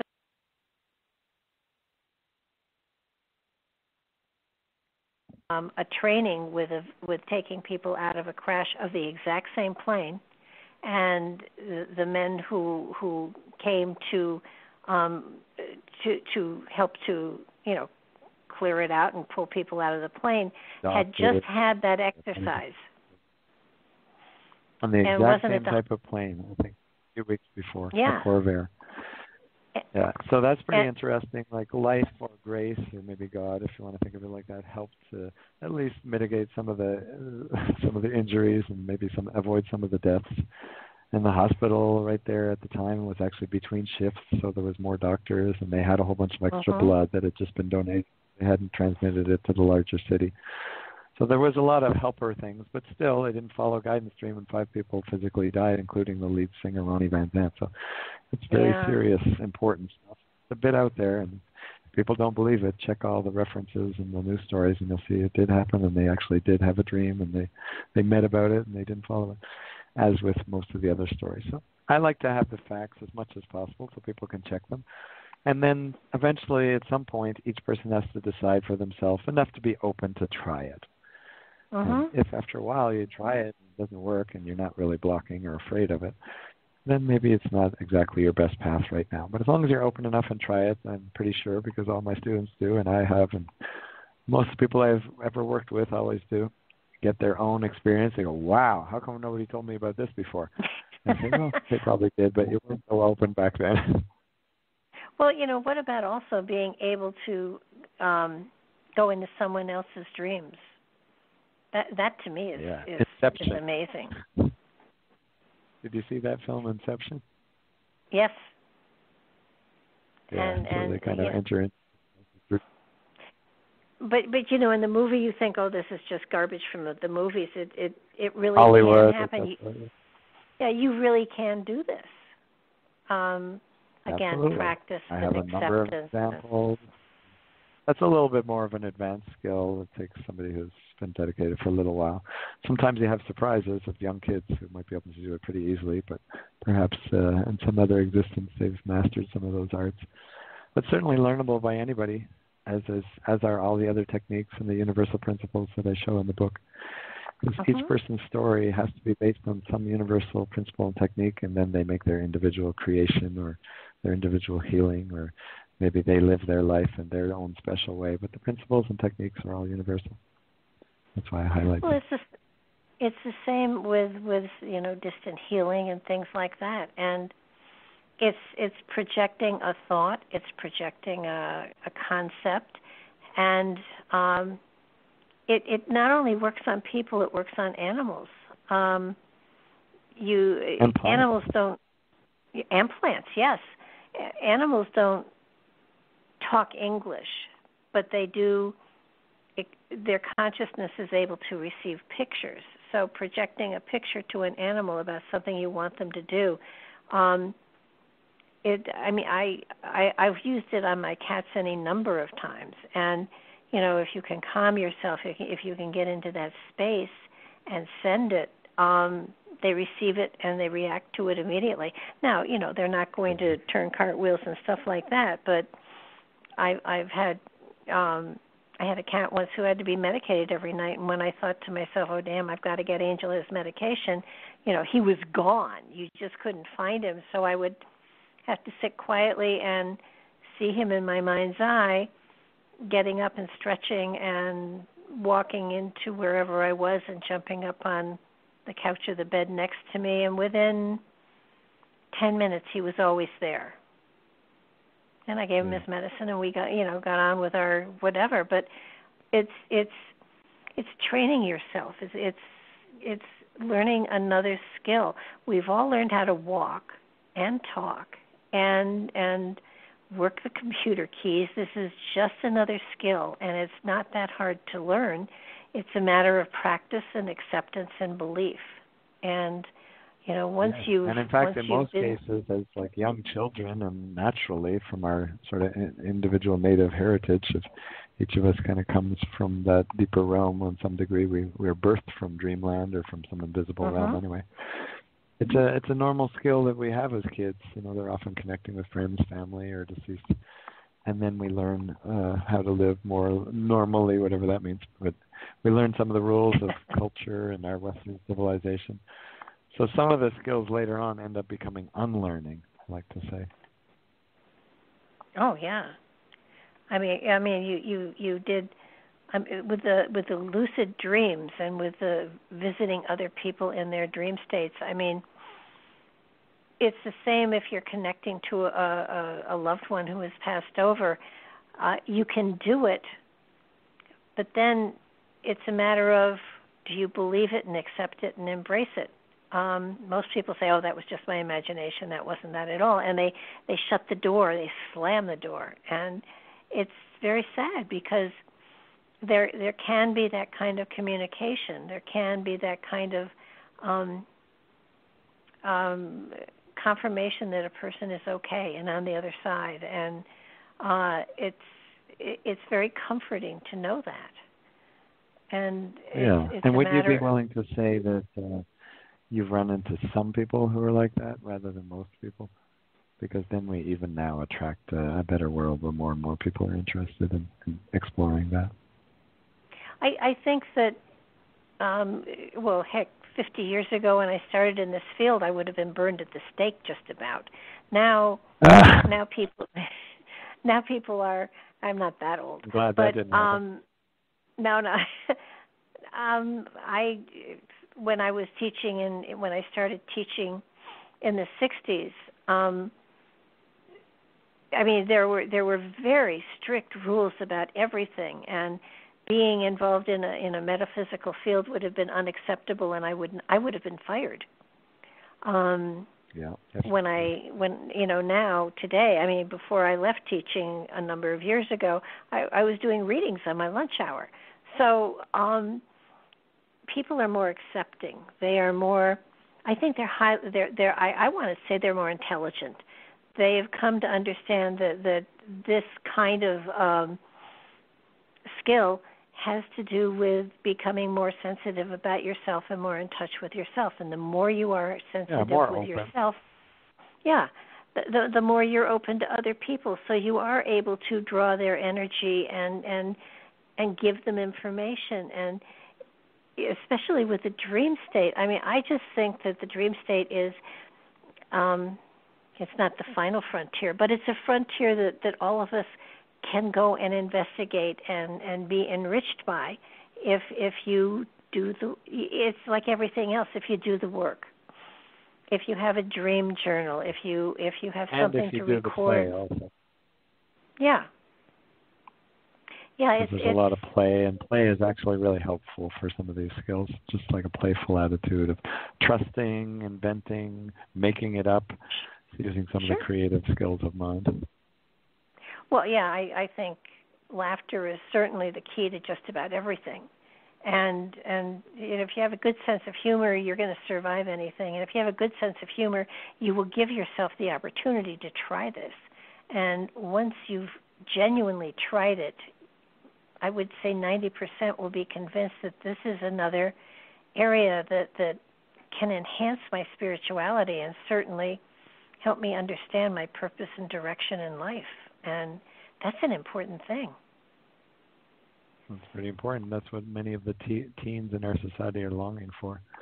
What could be my best life path? How could I find my greatest gifts and develop them and bring them to the community and basically make a living at it and enjoy my life? So it's a huge, huge need, but we don't necessarily so far know that there's a pretty simple, direct way to go about at least finding the seed or the DNA, and then we have to live it and commit to it and develop. But at least to get the idea like Larry Page did, and he worked on it and committed to it and created Google, Other artists develop their playing skills, the performing skills, like different violinists. And different artists actually develop their physical skills, piano players, Billy Joel and some of the others actually developed their skills due to dreams. So I think that's one of the... Well, yeah, and these people had a calling, and it wasn't a wrong number. And I think people, I believe that most people hear that calling and just shrug it off. And just if you have an inclination, if you feel like you want to do something of a creative nature, my advice is always to try it out. To don't quit your day job, but get involved in what that field is to the best of your ability, to see if it resonates to you. We are not locked in cages here. We have the although ability. It felt like that for you sometimes early on in your career, right? Well, I bet you did. I mean, when you started out as a physicist, right, and a scientist. Yeah, well, maybe like you, and maybe some of your more conservative environments when you started out in the clergy and stuff. I started out as a really pretty hardcore scientist, a mind-centered person. Now what I like to say, I'm a recovering thinkaholic, because I realize and can say that I was pretty stuck in my head, more connected with intuition and emotions. But at the time, I didn't even know. And so the conservative structures, at the time I would say, people have to learn. I was born again, and you have to try this stuff. Life isn't the only station on the dial. You can be conscious and lucid in dreams, and try to convert my family. That's probably the worst thing I ever tried to do. And then tried to teach and guide everybody. And then after a while realized that I just have to really develop and connect with my joy and my skills and practice what I preach. And then just naturally by what I'm joyful to share, maybe the book or different songs I write or different ways I talk, things that come from my different radio interviews, even the content comes from my dreams. I just joyfully share my passion, and then it's catchy, and people say, that's pretty neat. That sounds interesting. How could I try that? Rather than sort of slipping into preaching mode or trying to convert them to something that I don't really fully trust yet. For a while, I was born again, though, I have to admit. Well, I think we all are. I think that's one of the phases. And I truly, somewhere along the line, I realized that rather than, I am a teacher, but more I teach by example than by word, so that if people see something that works for me, they get curious about it and try to examine their own life and how they can get into that kind of a mindset.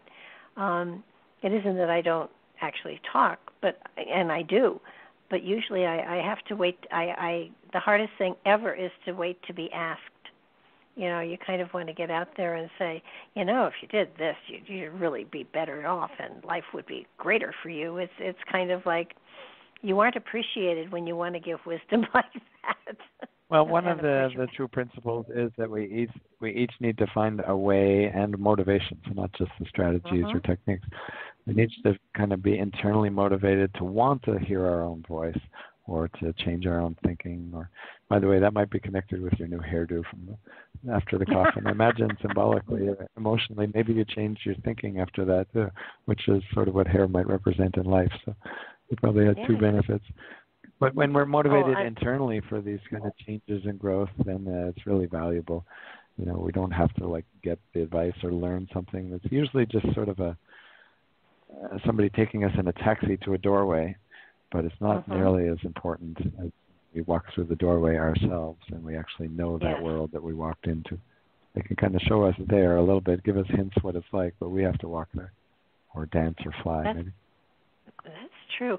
What drew you to the McGill lucid dream?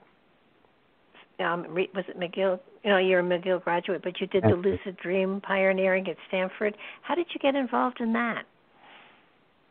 Yes, well, you got two of the places that I studied, correct? McGill University, that's my physicist self, which I still really value my degree, don't get me wrong. There's a lot of very critical thinking and sort of problem solving and I guess strong intellect skills that I learned there. And also some of the nuts and bolts of how to like make computer programs and build inventions that I like to build. That's all very valuable things. Like the mask I designed that actually has helps people have lucid dreams. It's an invention. But then I guess I had my powerful near drowning I told you about, and 7 years later, after starting to explore and learn and get a little bit away from the strong born again, convincing everybody this is the next best thing, I got followed enough, truly enough to. It's a pretty specific and a little bit longer story, but magically connected in a way, sort of synchronicity with the Stanford research, which really was the perfect melding of the two worlds that I knew. My inner experiences of having these dreams where I was conscious and could find out valuable info about the future and meet people and then verify information, sort of crazy dreams, you know. And then they had the science, the sleep lab, measuring the physical electrodes, seeing cycles, statistics of many people's dreams and different things. I said, wow, that's my two worlds. And so life placed me over there, and I ended up getting a very rare opportunity to, as I said, design an electronic tool that now has been created and recreated and sold around the world in many different forms to help people have lucid dreams. And started giving out some of the core techniques that are shared around the world to help people become conscious in dreams. And I found it really exciting because it sort of met my need for, hey, you know what? This shouldn't be held off in laboratories. Let's get this out to the people who can use it. What about biofeedback, too? Because you've been involved with that a little bit as well. Yeah, well, I have a special knack, I think, for designing usually electronic, not only electronic, but the language of our culture, technology, ways that devices usually, sometimes different sort of thinking structures, or in this case, a book, an idea structure, but specifically actual inventions, physical products or devices that can help us become more aware of usually inner things. Biofeedback is a general phrase that usually suggests technology, devices that can help us become aware of physical or physiological parameters. One of the most common early ones was the alpha training that people usually think of when they heard of biofeedback, sort of learning how to get into a deep state of meditation or creativity. But now it's developed so far beyond that. And I think it solves 400 pretty common disorders, or at least helps an awful lot with 400 medical problems and disorders and diseases. So it's actually really great that tools can help us, for example, recognize our heart rate variability. That's one of the big new ones. Yeah, not just our heart rate, the speed at which our heart beats, but the actual difference in time between beats in a cyclical fashion. We actually have sort of this sine wave. Our heart speeds up when we breathe in and slows down a little bit when we breathe out. And that's really good. We have that variability, it's called. Otherwise, we're getting close to death or we're getting really sick. So some of these devices... Does everybody's heart have a different rhythm? Subtly? Are you getting metaphorical on me? I would say we dance to the beat of our own heart's calling. Sure, why not? Physiologically, we certainly have different... No, I mean, I know they have the machines that it's thump, thump, thump, thump, and I know they have the electronic ways of recording it. When a long time ago, my mother had, when she was alive, a heart condition, and quite often we did, the run to the emergency room in the hospital. And on the cardiac wing, I noticed that they had screens on the outside of each room where the heart rhythms were being projected, I guess, so that the nurses could, look and see if anybody had flatlined or anything. But I remember how different they were. And, I will grant you this was a cardiac wing, so everybody in there was having a heart problem. But it looked like every heart had a different and distinctive rhythm to it. And I often wondered if music could be taken from those rhythms and created. Well, there have been some avant-garde artists who've used different physiological parameters and sounds, but specifically different aspects of sort of biorhythms, let's call them, to inspire music and sound. It becomes quite a creative translation process of how do you translate that into actual music that people want to listen to more than just something interesting. And that becomes the artist who does that well. But if you're actually just physically looking at the different rhythms, sounds, or shape of somebody's heartbeats, I like to extend it to the general universal principle that every symbol, and the heart is just a physical symbol in our body, it's an actual physical thing, but then we have the emotional heart and maybe the other aspects of the intuitive wisdom heart and such. So it's a universal thing, but every symbol has a universal aspect. We all have a heart, for example, physically. We all have a heart, or hopefully we're connected with our emotions at some point. And then even things like features on a face, we all have a nose or eyes, assuming that we didn't have a medical disorder. But then they all have each symbol has an individual aspect too. So we all have a slightly different nose or slightly different eyes, or our heartbeat's a little bit different. And that's the beauty of every symbol. We have something really universal there, and then we have something very individual, and that's actually one of the biggest expressions of life. It's kind of connecting with our universality and then expressing it individually. We span the spectrum of our greatest self when we do that. Absolutely. Now we've talked about dreams. We've talked about lucid dreaming. We've talked about precognitive dreaming. We've talked about visiting someone else in the dream state. Have you taken it further into like astral travel type of stuff or distant viewing? Yeah, remote viewing, distant viewing, and things sometimes people say out-of-body experiences. There's actually a number of different phrases that end up relating to probably what are not exactly always the same experience. There's probably overlapping categories of experience, so we shouldn't just fit them all into one size bin. But there's a lot of overlaps between, let's say, astral journeys where, let's say, a dream is closer to the physical replica of the world, and sometimes we can find out valuable info that plays out physically. And then we have out-of-body experiences where we sort of see in the dream our physical body in bed or something like it, and we start to have experiences or things that we can relate to when we wake up, that I've actually seen some pretty strange stuff, like they saw the hair in a very specific way of their bed partner and sort of checked it later, and it was exactly like that, even though it was very unusual. So there's sort of weird things that overlap into the physical. And then sometimes we might have remote viewing of something we've never heard of, never seen, and can't really find out about any other way. Is that a lucid dream? Is it an astral travel? I mean, the phrases and the labels probably don't matter too much, but is there some valuable things that can improve lives? That's usually a pretty good question. So I encourage people, don't just ask what it means or don't just name it. Go further and ask, hey, what does this experience or what does this dream want? And that different question can usually bring some pretty nice gifts to our life. It can include interpretation and the analysis level, but then it brings it to an action, usually of serving somebody in a practical, positive way.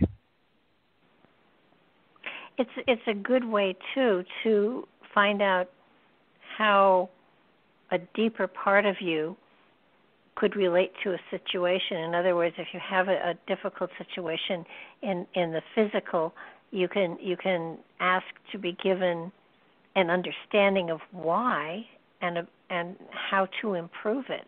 I mean, it's a wonderful form of self-analysis if you give yourself a chance.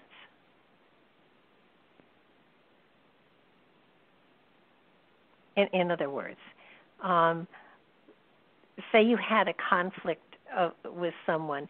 If you took that conflict, if you said, I want to understand this more, and you went into a dream state and took a look at it, even possibly in a lucid form so that you could look at both sides, it might give you a better understanding of what was going on within your life. Yes? Yeah. No? So, and we can also use the physical episode of a blowout or emotional charged interaction as a symbolic event to ask us that. And sometimes it's just simpler to solve the problem and move on. But over time, if we start to dream about it or have recurring scenarios, we can look at it like a dream and say, okay, there's something I'm not getting in terms of a life lesson because I keep attracting, let's say, blowouts with my boss, or I keep attracting a certain type or at least a theme of health problems with my legs or whatever it is. And then it's pretty smart to go inside and get the lesson and the insight that can solve these recurring problems. I call it on the printout of life because really it's the inner software level where it prints out into our body or our relationships or the events that we call our careers or our meetings with other people, relationships. So go inside and then change it from the inside out. Be the change that you want to see in the world. People say it in different ways. Well, now, it is said by some that a lot, not all, but a lot of illnesses come from an emotional cause within ourselves. So you could use this kind of journey to not only understand what was going on, but to help heal oneself, couldn't you?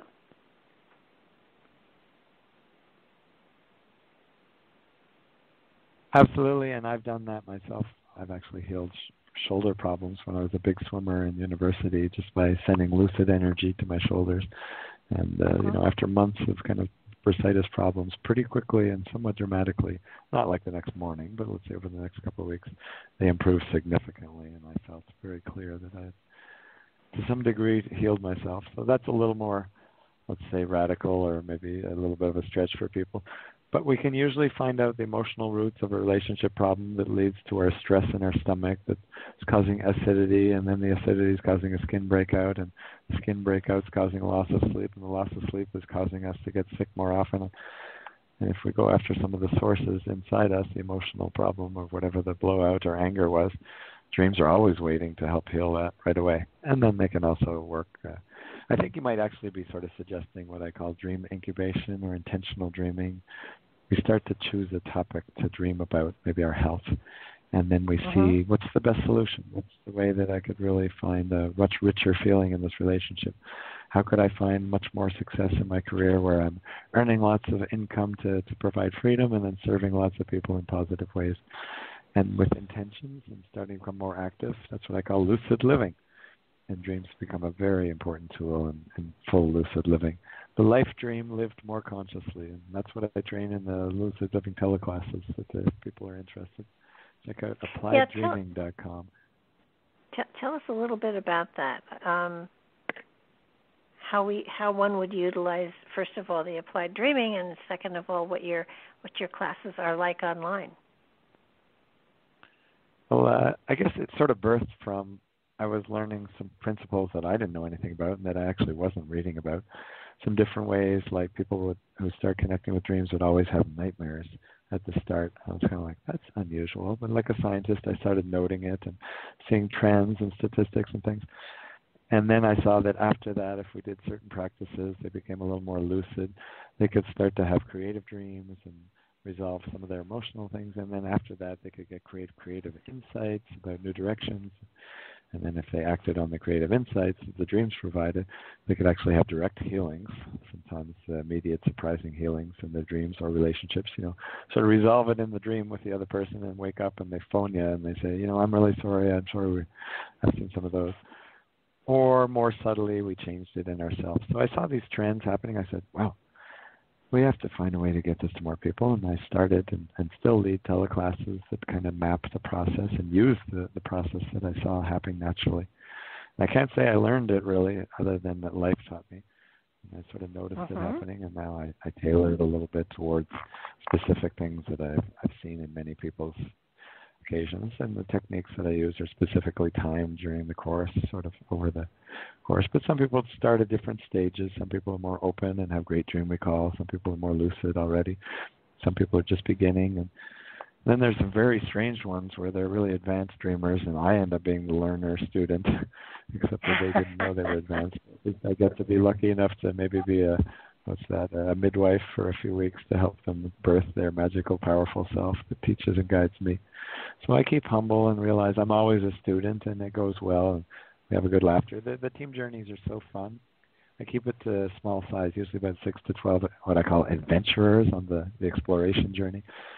And it's very practical and pragmatic. I just give techniques, and people have to try it during the week. It's not like take what I say for granted as a gospel. It's like, here's the technique, do it, and bring your results, and inspire the others. And if it didn't work, try this and try this. So it becomes very pragmatic and hands-on. Well, I would imagine it's a very comfortable way to learn something like this, because if you're doing it independently, sometimes it's like, was that right? Was that wrong? What did I do it right? Did I get the right result? And if you have a group like this that you can sort of check things out and say, am I crazy or was this right? Yeah, I mean, every now and then, sure. And you get input from others too, and you hear others' experiences, and you get to reflect and say, okay, so I'm not crazy. Exactly. That this is it inspires us too and motivates us. Wow, that person had a lucid dream on the third week. I want to have one too. So it ends up being motivating and inspiring too.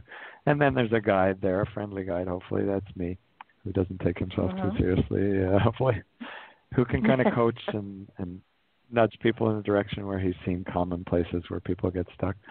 And now with lots of experience, that seems to go very well, and I have so many return students. I'm super grateful for that, because then I get to learn and try new things too. And it's one of the rare things in life, along with music, those are really about the only two things, and maybe people and relationships, so maybe three things, where I've found that is interesting enough to really keep me engaged for like years, because I'm a pretty quick learner of things. And most other things, I get a little burnt out or maybe bored. I don't want to sound too jaded here, but since I learn quick, I like things that can be fascinating and interesting, and I can keep learning for a long time. So dreams, music, and people and group dynamics has been the big thing like that for me. And that's my passion and profession meeting. Well, I would think getting into a group energy, even if it's online, it's still a group. You do tend to, first of all, there's an energy blend, and second of all, you are challenged to go beyond yourself. Or I have found when working with any group that the group inspires me to go further and to reach further and to, find different ways of presenting material so that it's fresh for them and fresh for me. So that yeah, exactly. It's in some cases. In some cases, you hate to get paid for it because you're learning so much, from the other people experience and energy. I think I don't mind getting paid for it, because the pay serves me to serve more people. So I think of a pay and that whole financial side as just a way to help get the work out there to more people. But I guess there's ways that we want to charge the right amount, and over the years, I've kind of found what feels really right, because if people don't commit enough, either time-wise or financially, they usually don't show up so well for something that could be super valuable. So I like that they kind of make a commitment of time. They invest in themselves, and as much as they invest, I support them. And I see that just even spontaneously, not intentionally, people start dreaming for each other, and sometimes, usually a little more in the advanced groups, but sometimes beginner or first level groups, people dream with the deceased, or they get these special guides coming in and helping. And so we have like help from the other side, and people are all blown away. And I say, it happens all the time. You'd be surprised. It's just that most of the time, many of us don't tune to it. That's where we're with a group, sort of exploring and addressing these things. Yeah, I would think that this would be something that would be, having a group to do it in is far more beneficial than trying to do it on your own. Not to say you can't. It's just there's something about the group energy that always makes it easier. Even though you're not necessarily in the same even state, I did a remote viewing exercise with a lot of people, and they were all over the world, and yet they pulled together for a meditation at the same time, and everybody got something from the fact that there was a group doing it, even though they weren't in the same room or the state. The energies were still there, and it's sort of like energies can combine. They don't have to be physically in the same place in order to interweave with one another and enhance what everybody can do. So that doing something like this in a group, even if it's online, you still have the group there. You still have the input. You still have the support, and it's a fascinating thing. I'd rather do spiritual work in a group anywhere than all by myself. I agree. Well, I have various ways I share my work. I do private training sessions sometimes for higher profile clients who don't want to be too public with some of their things, and I do lots of private counseling, coaching, and healing sessions too, or workshops live, sometimes physical events that are like a one-night talk or maybe a single media interview or something. But then it's really the ongoing sort of group feedback that I enjoy the most. First of all, I seem to have a knack. Remember, my calling dreams, my vision dreams for my life was teaching and speaking in front of groups and also performing in front of groups. So I think I might have, on some deeper level, a special knack or a special calling for that. But then I find it keeps me most interested, and the perspectives of the different folks, like you said, are really good. And we don't have to be tied in physically or geographically. I lead teleclasses. They go really well.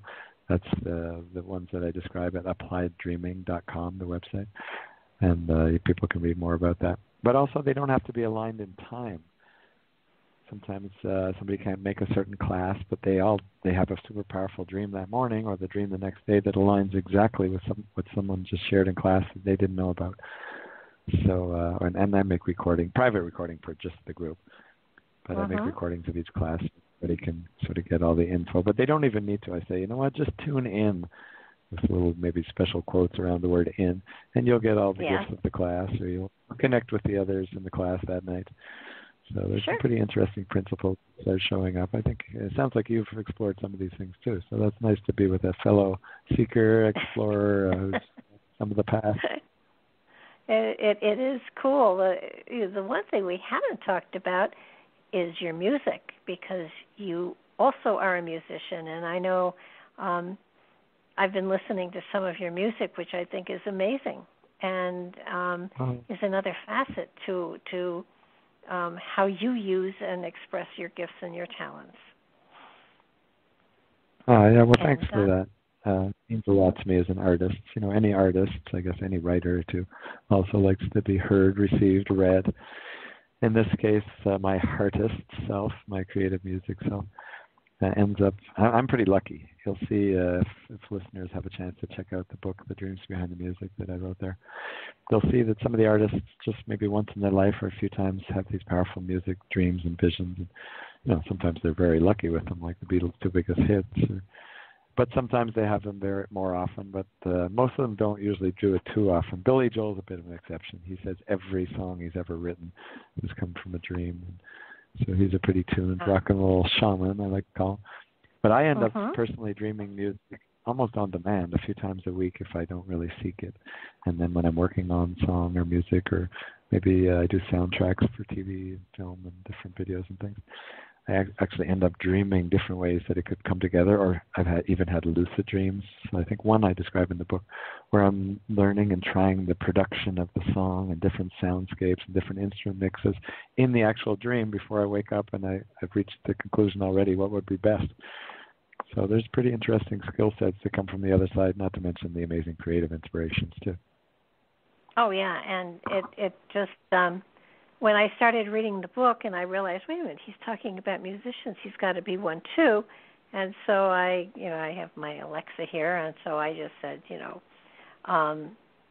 play music by Craig and Webb. And so I think I've listened to Polymers about 20 times. How did that happen? It is the coolest song music. It's just amazing. Oh, yeah. Well, we'll give a little history because some of the listeners probably haven't heard that one. So polymers is an interesting one. First off, it actually is a creation of myself and a friend originally. I was at a friend's house. I was actually there before he got home, a close friend. So he let me in and he said, yeah, I'll come home and you can have dinner ready for me. And I said, oh, yeah, great. I'll be the chef tonight. So I wanted to cook a pretty special dish that I'd learned about in Ecuador. It's called humita de maíz in Spanish. I guess I don't know what the exact translation, but something like humid corn mix or something. But anyways, in Ecuador, where I first learned it, in the countryside, kind of very rural native setting where I lived for 6 months, it was actually made inside the plantain leaves with very key ingredients, and then sort of heated in the little wood-burning oven and stuff. I thought, how can I recreate that here? Because when you buy corn in North America, at least where I was in Palo Alto at the time, it comes inside orange styrofoam container with plastic bag wrap on top, and there's no corn husks. So I said, oh well, maybe I'll just use a little baggie, and it'll kind of be like the plantain leaves with corn husks. I guess you have to do what you can with what you got. And so I just clipped them with clothes pegs to the inside of the pot so it wouldn't all fall apart. And he came into the house just shortly after and said, wow, it smells great. What are you doing? I said, oh, it's a crazy dish from Ecuador. It's called humita de maíz. And he lifted off the pot lid and he goes, what the heck is that, man? You're cooking our dinner in plastic baggies? Oh, my God. It's going to be terrible. It's going to be like... And within about 15 minutes, we birthed. We hadn't finished. I worked on quite a bit more on the song, but we birthed the song Polymers. It's inspired by little plastic baggies I was cooking dinner in because there was no plantain leaves or corn husks.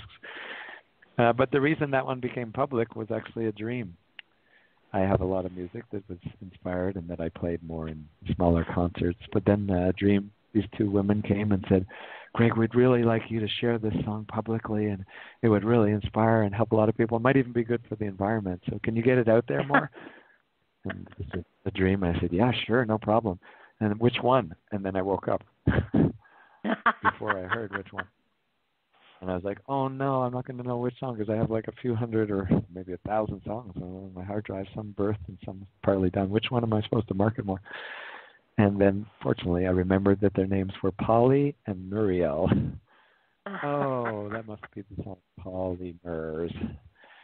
And then it ended up lots of synchronicities later that I shared it on a big radio show with James Cameron, actually. He was telling his story of how dreams inspired Avatar. I got him on that radio show. I actually dreamt to be with James Cameron because of one of Precog Vision said, fly to L.A. tomorrow. And it ended up being a long story to have polymers play, or at least a mention of polymers for, I guess, many millions of people. So it did get out there a little bit more. So I hope Polly and Muriel are happy and happening. And if people are interested, they can check it out on iTunes and most of the streaming services. It's called Polymers by Craig Sim Webb. Yeah, I just chuckle through it. It's just the lyrics are amazing. I like the music too, but it was probably not something that I would have tuned to had I not been going to be talking to you and wanted to hear some of your music, and that was the one that resonated with me. It was like, oh, I got to go back and listen to this again. The lyrics were terrific, and when you get something that is inspired, it has an energy about it. It has a feeling about it. I mean, Avatar, to me, one of the most magical movies ever made. You look at it and I work a lot with color, and there's a predominance of blue in there, and of course it's a chakra color, and it's the throat chakra, and that's communication, and so visually he's communicating to you a spiritual message that isn't in the dialogue at all. So that James Cameron, the director and writer and producer, I guess, he's a master, there's no question. But the actual inspiration for the bioluminescence came from his dream, where he saw a glowing forest, glowing river, and animals that glowed. And he says, wow, that has to be in one of my movies. At first, because he's an artist, too, he sketched it with pastels, and he said, you know what, I never really matched the colors of what I saw in my dreams, but later they got some really good, I guess, video and digital artists to recreate the colors as well as he'd seen them in his dream. And I think that touched a lot of people too, Barbara, not just you. Well, it talked to you, and when you see something that is a work of art, it speaks to you on another level. And to me, that movie spoke to me tremendously. And I think I own it. I think I must have watched it at least 10 times, and I'd be happy to watch it again with somebody. It's just there's something there that is speaking to you, and I swear to you, it speaks beneath the surface, so that there is a spiritual message in there, whether or not he intended it. There is a spiritual message in it. I mean, for Pete's sake, he named the planet Pandora. Give me a break.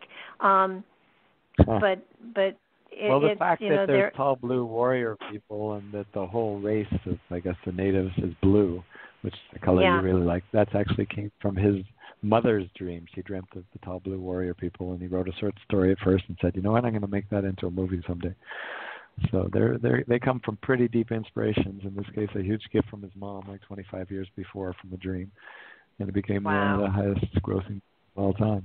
So there's some pretty magical DNA in the seeds of those original ideas that ended up becoming an incredible movie. But it really you can see it.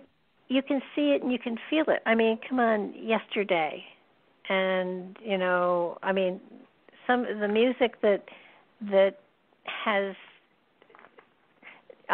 survived the test of time, that is determined to be classical, that is there forever. And Imagine, I mean, they speak to people. Hallelujah. Everybody,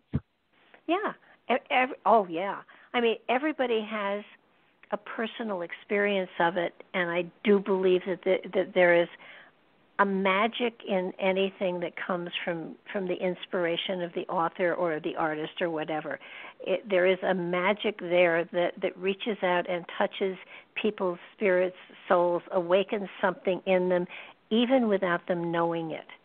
So that if you are grabbing these inspirations and using them and sharing them in any way, shape, or form, that you are putting a seed of spiritual energy out there to touch the hearts and spirits of people who come in contact with it. Yeah, it's a gift that comes from within and given to others. A gift that keeps power, on giving. I call it. Yeah. Yeah, it's got the true connection with what divine energy inspired us through our own creative way to touch others, like Larry Page's Google, or even like someone like Jimmy Webb, who's I like his family name, as Craig Webb here. He got a nightmare, actually, that upset him an awful lot, but then he got up in the middle of the night in his hotel room and wrote on the piano The Highwayman. And it wasn't too big a hit for him, but the alchemy of the song continued, and then Glenn Campbell picked it up, and he said, I want to do this, but his label, Capitol Records, wouldn't do it, so he actually dropped after like 30 albums, his whole record label, because he wanted to do one song. But that was the dream-inspired Nightmare song from Jimmy Webb, and then later it created the supergroup with Waylon Jennings and Chris Christopherson, Willie Nelson, and Johnny Cash, who's also a really big metaphysical and power dreamer, Johnny Cash. And so it kind of had this gift that keeps on giving of transformation, change. It really shocked a lot of change of the Highwayman dream originally. It is so cool. Well, I just noticed we're almost out of time. I want to thank you first for your book, and second of all for triggering the remembrance of a magical dream I had, and third of all, so beautiful. for I love making. Thank you. Well, and also for making dreams an easier, more acceptable thing for the general public to tap into. You've made it easy because you've presented so many people that everybody knows as being famous as utilizing dreams, and kind of like, if they can do it, I can do it. And maybe I'm not going to write a song, but I am going to bring that magic into my life and learn a lot more about myself. And thank you for your teaching. Thank you for your gifts. Thank you for being here tonight. Thank you for the magic that you continue to share with the people around the world. And thank you for feeling that it's important enough to put yourself out there. I do appreciate so much your being here. Well, you're very welcome. All listeners are very welcome, and I love being received as a musician and author here. If people want to learn more about the book, check out dreamsbehindthemusic.com, or if they want to learn about the teleclasses, applieddreaming.com with 2 Ds. And I'm glad to share more of the wisdom